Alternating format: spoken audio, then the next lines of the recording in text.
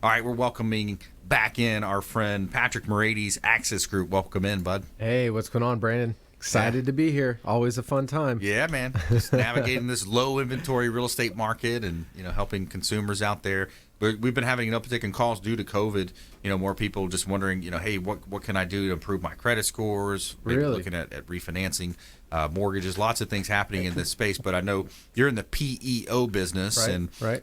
professional employer organization. And what are you seeing in terms of businesses and dealing with COVID? Well, in the PEO space, it's pretty interesting right now. Well, let me back up for a second and just kind of give the audience an overview Sure. of PEO. So as you said, it stands for Professional Employer Organization, but what that really means, it's a co-employment relationship between you as the worksite employer and the PEO, which becomes the administrative employer for you. So you as the business owner, you're going to still hire, fire, train, discipline, manage everything that it is you currently do on a day-to-day basis. And the PEO, what they're going to do is they're going to administer all that back office burden, all that stuff that you never got in a business to do anyway, right? So your payroll, administer your workers' comp, provide you HR, in some cases benefits. So they're going to handle all that back office minutia, and so you can focus in on your business. But with respect to your question, PEO started back in the day with the gravitation for discounts on workers' comp. That was the main driver, and it was predominantly in the blue collar space. Right now, with this pandemic, racism is a huge topic. Yep. The HR component, that portion of the PEO is just extremely busy right now because there's so many different moving parts. And as a small employer, you're now faced with situations and circumstances that you've never been faced with before. For example, I was working with a client yesterday where an employee, a manager, a new hire too. So you've got all these things are within their first 90 days. They've only been working at the company for a week or two. Boom, test positive for COVID. So immediately they go into quarantine for 2 weeks, and due to the laws that came out, that person is compensated for that 2 week period. This particular company is over 25 employees, so the rule set that they have to adhere to is different than if you're below 15. So that's another important thing to note, and a good reason to talk to your PEO to make sure you're compliant. And this person now, they had a negative test after 2 weeks, but now they're saying they have other complications, that they have blood clots and this, that, whatever, and they can't go back to work. Wow. So it's a very challenging landscape, especially for this particular business is in the pest control space. So it's, you have to provide reasonable accommodation for employees if they want to continue to get paid and work from home. But this is a service manager for technicians that requires them to be out in the field. Yeah. So you've got, Wow. I'm throwing a lot at the audience and you here because there's so many moving parts, but being able to speak to a certified HR professional to walk through that scenario, especially right now, is extremely important, because the last thing you want is a potential wrongful termination suit. And the last thing you want too is potentially the negative publicity from that individual talking about you in the community, or going to that law firm that we all hear commercials from. Exactly. We won't say their name. They say their name enough, Well, that's what people look for too. They look for those opportunities. They look at it like a lottery ticket. Oh wow, I might be able to get something here. Right. And we've been talking to some of our attorneys too with updates, like Jason Coble. He's a lot into work comp law.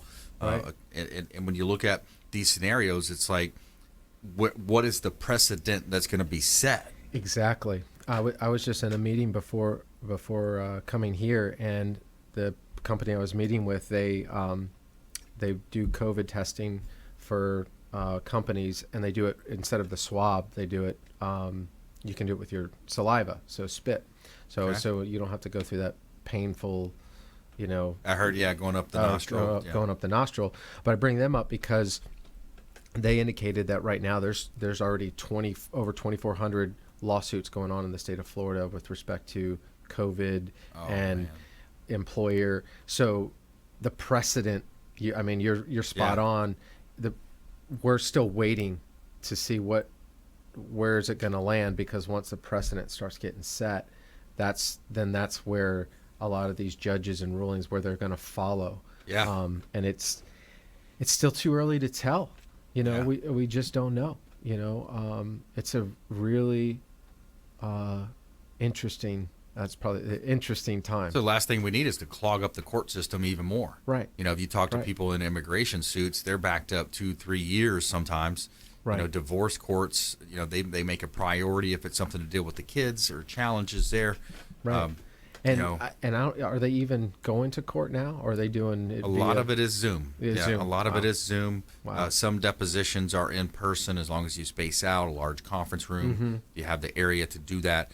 And I think it's left at the liberty of the parties involved at some point. Right. Because if they say, oh well, you forced me to go into this room and then I got COVID. Right. How does that play out? and We're then talking with how do Patrick you- Morades here, by the way, Axis Group, longtime friend of the program here. But yeah, Well, how do you even track it and trace it back? Right.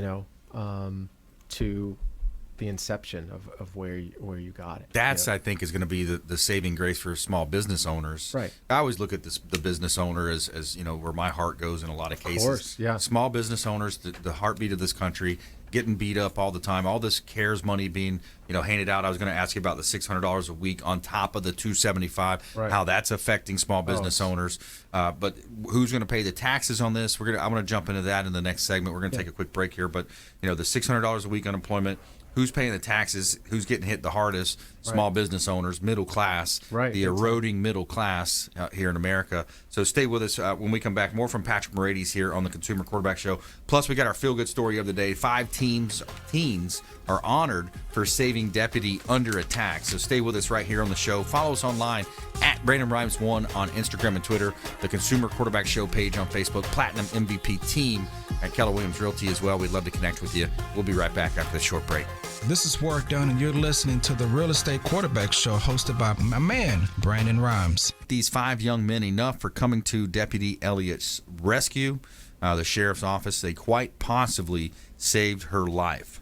So there's a cool feel-good story of the day there. So it's okay for the criminal to do a chokehold, but the police can't. Right, yeah, exactly. In that story, exactly. Right. So, Wow. yeah, exactly. Back to blue.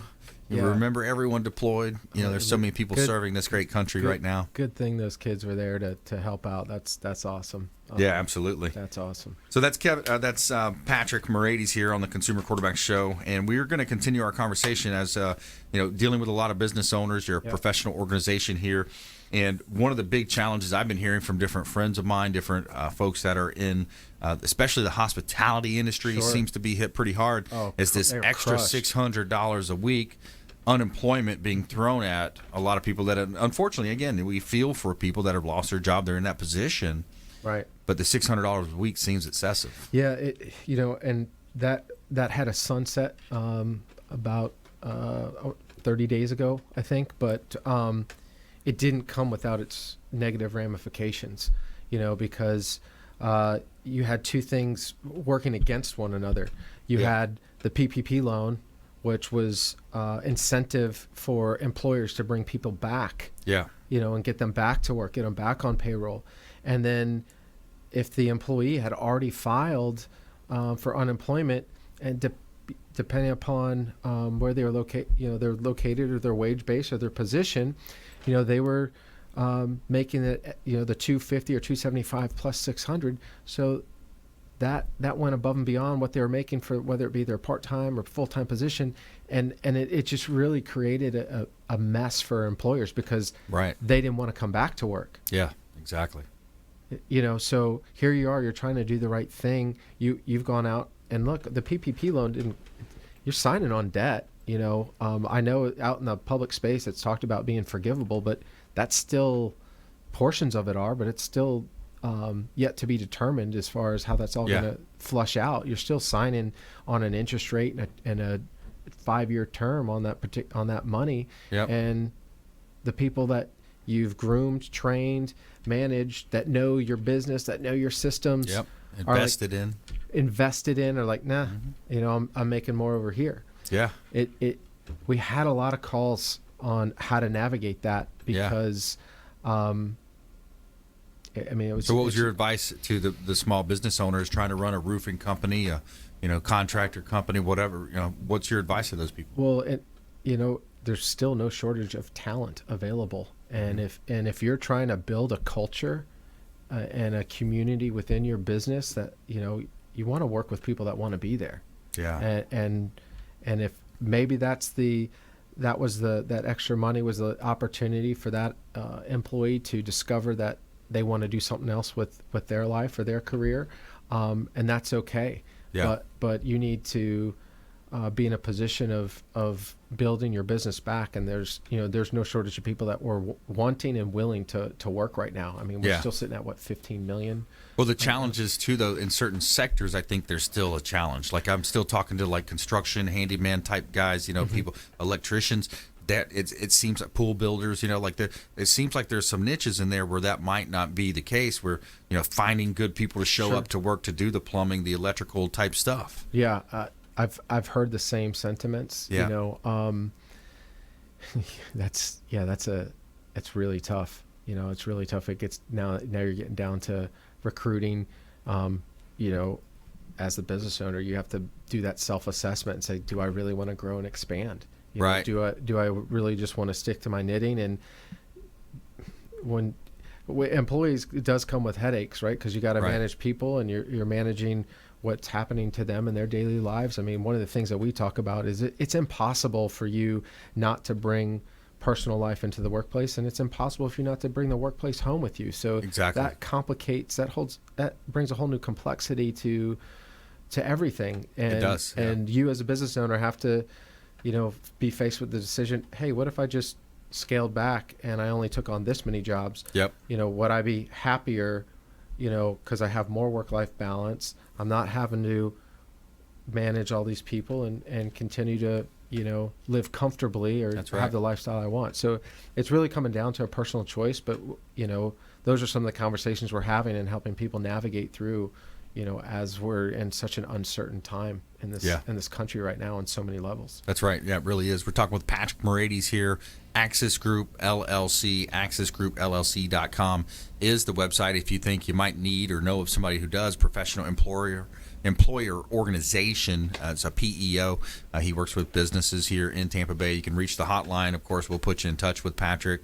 The hotline, 813-670-7372. Call or text 670-7372 is our consumer advocate hotline.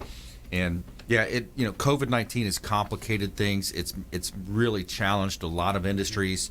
Fortunately for us, heavy in real estate, and our family of companies is real estate, and the radio and TV show. We're able to adapt. We're making things happen. A lot of it is more virtual online, but it's challenging times. Yeah, a lot. I think during break, you were right at the beginning of the segment. You talked about hospitality. I mean that's the largest employer segment in the country when you think about hotels and restaurants all together. Right. And so many are not going to reopen. Right. That just weren't able to survive. You know, and even if you drive through downtown Tampa, I mean, these hotels, massive hotels downtown, are empty.